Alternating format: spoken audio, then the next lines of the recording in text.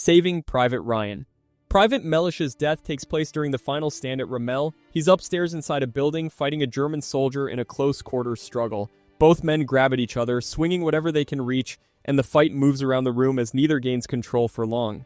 They fall against walls, shove each other to the floor, and keep pushing back until they're both exhausted. On the staircase below, Corporal Upham stops halfway up. He's holding his rifle, listening to the fight happening just a few steps away, but he doesn't go inside the room. Back inside, Melish slips, and the German ends up on top of him. The soldier forces Melish's arms down and slowly raises a bayonet. Melish sees it coming and tries to push it away while begging the soldier to stop. The German overpowers him and brings the blade down toward Melish's chest. The bayonet enters slowly as the soldier presses his weight onto it. Melish struggles underneath him, but he can't stop the blade from going in. The German leans close and whispers, "Shh," while the bayonet sinks fully into Melish's chest. The scene plays out in silence with no cutaway, all quiet on the Western Front. This death takes place during an advance across no man's land. Paul runs forward under heavy fire and falls into a shell crater for cover. Seconds later, a French soldier jumps into the same crater, landing directly on top of him. The two struggle in the mud at close range, trying to overpower each other in the confined space. Paul reaches for his trench knife and stabs the soldier multiple times in the torso. The wounds don't kill him immediately. The soldier collapses against the side of the crater, still alive and breathing. Blood fills his mouth as he gasps for air, choking while lying in the mud. His body continues to move as he struggles to breathe. Paul stays in the crater with him. The soldier makes loud gurgling sounds, and Paul places his hand over the man's mouth to stop the noise. He remains there as the soldier slowly bleeds out. The man continues choking and twitching while Paul watches, unable to leave the crater. The death takes several minutes. The soldier eventually stops moving, his breathing ceases, and his body goes still. Paul remains trapped in the crater beside the corpse until the fighting around him passes. We were soldiers. During the fighting in the Ia Drang Valley, American troops are pinned down and surrounded by enemy forces. With artillery and air support running out of options, Lieutenant Colonel Hal Moore orders a broken arrow, calling in airstrikes directly on his unit's position. Fighter jets release napalm over the battlefield. One of the blasts lands close to the American line. Jimmy Nakayama is caught in the strike. The napalm ignites on impact and spreads across his body, burning through his uniform and sticking to his skin. He runs briefly before collapsing to the ground as the fire continues to burn. War correspondent Joe Galloway reaches Nakayama moments later. Nakayama is still conscious and lying on his back. His body is severely burned from the waist down. Galloway attempts to lift Nakayama's legs to move him out of danger. As he does, the burned skin separates and peels away, exposing muscle underneath. Nakayama remains alive while lying on the ground. He speaks quietly and asks Galloway to find his wife and tell her that he loves her. Galloway stays beside him as the fighting continues nearby. Black Hawk Down.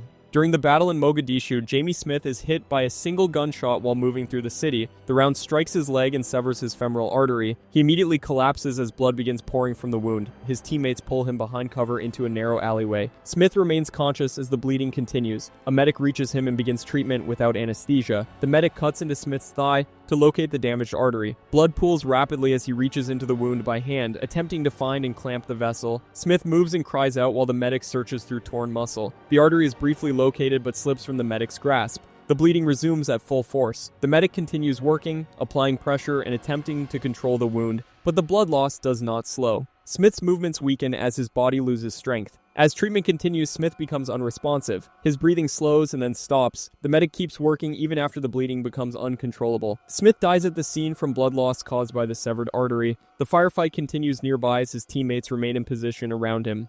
The Patriot.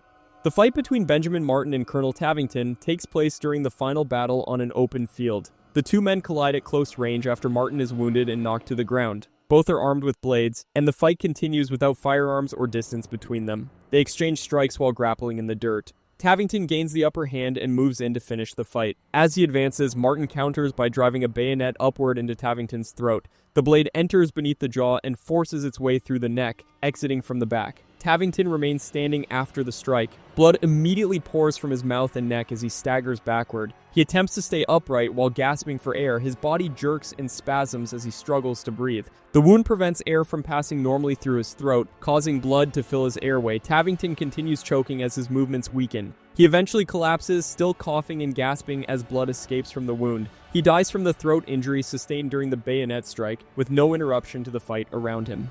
Troy. Patroclus enters the battlefield wearing Achilles' armor during the fighting outside the walls of Troy. The armor causes enemy soldiers to believe Achilles himself has joined the battle. While moving through the combat, Patroclus encounters Hector, who assumes he is facing Achilles. The two engage in close combat with swords. They exchange strikes as Patroclus attempts to defend himself. During the fight, Hector swings his blade across Patroclus's neck. The strike cuts directly into his throat where there is no armor. Blood immediately pours from the wound as Patroclus drops his weapon and grabs his neck. Patroclus remains on his feet briefly, gasping as blood fills his mouth and airway. He struggles to breathe while staggering backward. His helmet falls away, exposing his face. Hector sees that the man he wounded is not Achilles. As Patroclus weakens and continues choking, Hector delivers a second strike. He drives his sword straight into Patroclus's chest. The blade penetrates his torso and Patroclus collapses to the ground. His movements stop shortly after as the bleeding continues. Patroclus dies on the battlefield from the combined throat wound and chest stab sustained during the fight. Hacksaw Ridge.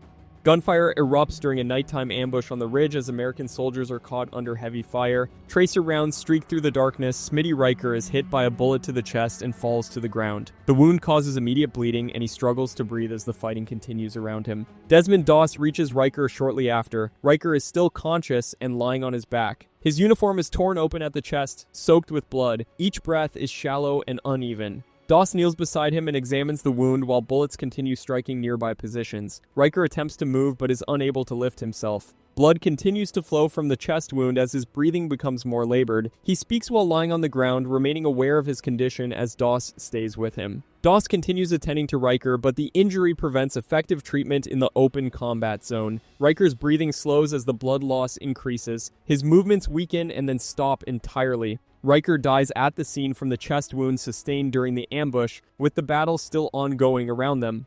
Braveheart.